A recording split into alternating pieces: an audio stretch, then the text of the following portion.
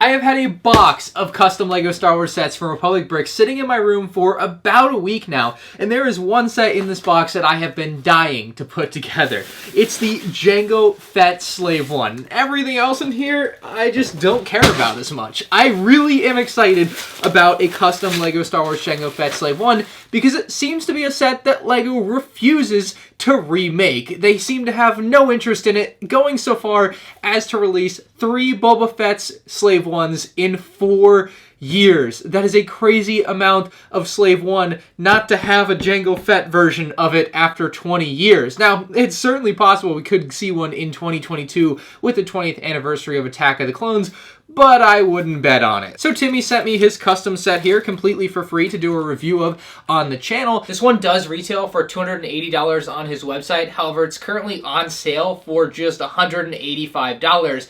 And at that price, I think it's actually really fair. You can also use code MANDR, M&R, for an extra 5% off to make it even cheaper. I think a set like this is pretty fairly priced when you look at the market of what is out there for a Jango Fett Slave 1. What are your options if you want a Jango Fett Slave 1?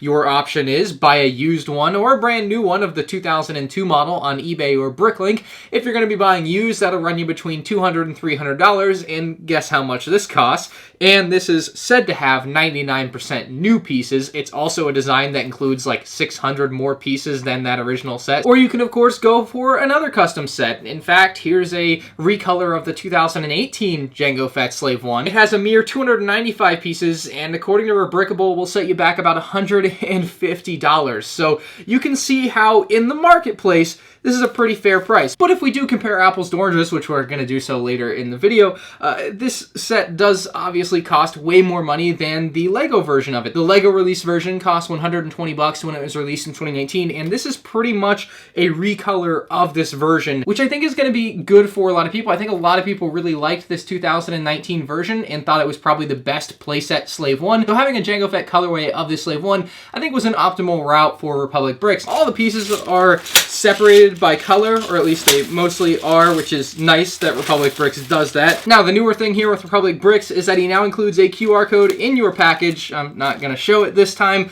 but it will easily give you access to instructions. You don't have to email him and have him email you the instructions back at his leisure, which could take a day or two. You literally have instant access to your building instructions for your custom set, which is great. That's the way it always should have been, and now it's new and improved. In my experience with these sets, there usually is a hiccup or two along the way where you just have to think for 30 seconds and figure out what the instructions are trying to tell you. But for a custom set that's probably not checked over by a dozen people like an actual LEGO set, I think it's fine.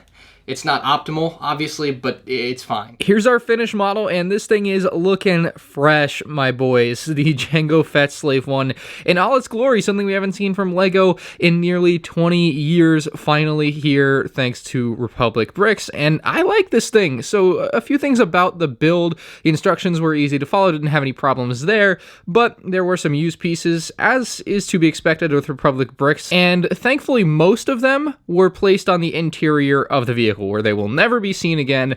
Not a big deal. Unfortunately, perhaps the most egregious ones, which are also a problem out of the LEGO factory as well, are these big black pieces here on the sides, and they just have some scratches that don't come off. I don't know how you could possibly get those off. That is something that sometimes happens from the LEGO factory, usually not this much.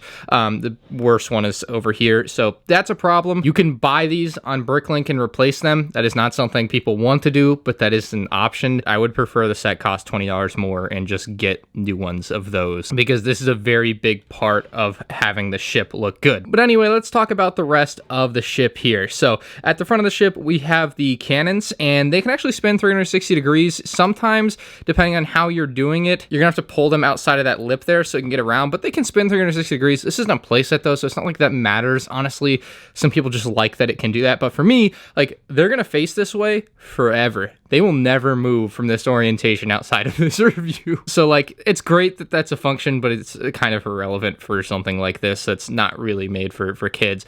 And then we have some yellow pieces here, some nice accent color, really like that. A little bit of sand green in behind there. Move these out of the way. Some sand green on the top ridge, and it goes into black and yellow. Some nice color changes there to add a bit of detail that's pretty accurate to what we see with the Jango Fett Slave 1 in Star Wars Episode 2. The side panels for the Slave 1, I'll show this during my comparison portion up here soon, but they're different than the 2019 version. I didn't expect that. They're actually, I think, more accurate because they don't have to conform to what Lego has to conform to with like the strength of them, so you don't really want to pick it up from this. The other thing Republic Bricks did away with this model is the spring-loaded shooters at the front here, so those aren't there. Interestingly enough, though, on the back side of the model, the function for using the spring-loaded shooters is still there. So whomever designed this, I think Dave's Customs designed this, got rid of the visual flaw that is the spring-loaded shooters, but didn't actually get rid of the functionality that was built into the Technic portion of the model. I guess there was no reason to get rid of it. It doesn't actually affect your experience that having it there, unlike with the Lego model where they are there and they're just kind of an eyesore for people that don't like that. Anyway, we do have the loading ramp, so you could actually put a character in carbonite in here. That's not included with the set, but that is an option you could go with if you grab a Han Solo in carbonite or whatever pieces you want to store in here, some seismic bombs, whatever. It fits. You also do have a bit of space up under there when it's closed if you want to do something with that as well. You can see the underside of all those panels looking pretty sharp. And then the coloring out here, you got some gray, some blue, definitely a bit of a different design than that 2019 model. I think they didn't have the same pieces in dark blue, so that would be why they changed that up. The wings here spin with the model. You can see them spinning a little bit here, but if we pick it up, they should spin with us here. So they'll drop down just like that, and just like the Lego model will drop back into place as you set the model down. These each spin independently of each other and independently of what's in the cockpit. So fortunately, the cockpit piece looked to be new and clean. That's good because those clear pieces can sometimes get really scuffed up. I bought the 2006 Slave 1 in 2006 and I kind of let that one go, and oh boy, is that piece scratched to hell and back. So seeing a new one here is obviously nice and should be expected for the price you're paying. We do have a cockpit area for Jango Fett. Unfortunately, no minifigs included in this set, but you do have this spot for Jango Fett. It's weighted at the bottom, so it will turn as you turn the model, again, independently from either of these wings here. And you got the control panel in there, so that's a nice touch, just like you would see on a Lego set, but that's really all there is on the interior. You pop this back on and down, it just attaches with the studs at the top there. That's all it's attached by.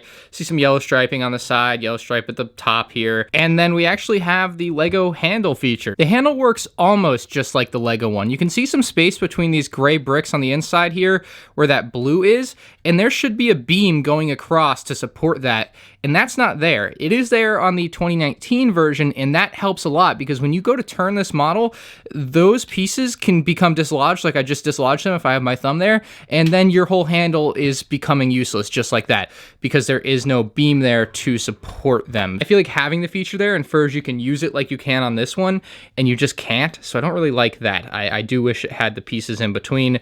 They should really revise that design. So this is by far the best comparison for people to see side by side. For $185 for a custom model, that's not bad, especially with some of those pieces being rare and more expensive, and obviously it's impossible to compete with Lego pricing.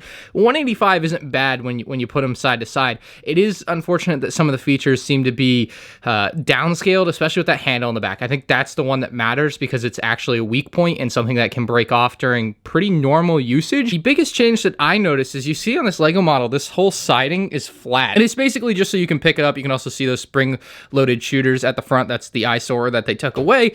The Lego model has to have that. You have to have that stability there. When you go with a custom set, they can really strive for a bit more accuracy and have a much more accurate paneling on the side with a little bit of a slant to it, and it actually looks better, I think, but it obviously does not perform well for pick. Like, I can't grip this well enough to pick it up and make it straight vertical like I can with this. I can just pick this up. I cannot just pick this up. It doesn't work. You know, it is, I guess, doable, but it's much tougher than just picking that up. But obviously, just pick this up in a different way, they made it to look accurate because it looks cool for the display. There are plenty of other small differences. There are actually more differences than I had expected to see, mainly to do with these pieces here. I don't think these pieces exist in dark blue because they swapped them out everywhere. They're not used anywhere. It would look better, I think, with them, but they just didn't have them. So you can see them here also on the siding of the Boba Fett Slave one, but on Jango Fett, just use another one of these pieces here to accomplish the same idea for the contour of the ship. It kind of reminds me of how that 2006 Slave one is essentially a recolor of the 2002